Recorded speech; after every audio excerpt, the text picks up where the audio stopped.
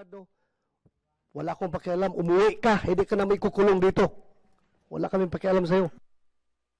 Mr. Chair, I'd just like to apologize for the irrelevant remark that I made earlier. I was just carried away by my emotion, especially with the topic at hand. But I pledge that it will not happen in future hearings wherein we will be invited. So once again, I apologize for what I said. We take note of their apology. And I think we've already covered all of our stakeholders right now. It's been a quite a extensive discussion. However, we still have a lot of issues that we need to go deeper into.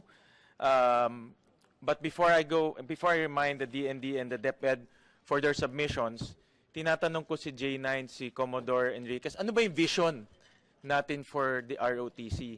Ano ba yung nakikita nyo paano i-implement itong ROTC sa ating bansa?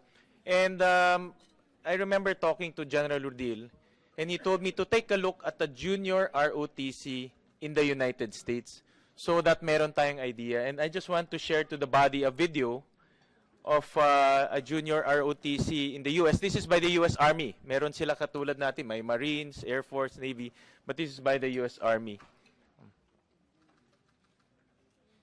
Mr. Chair, can I be excused for a while? Yes. Panoodin niyo muna ito, General. Mag-relax muna ako at na-high blood ako. Mamaya na. Manood ka. Thank you, Mr. Chair. May I be excused, ha?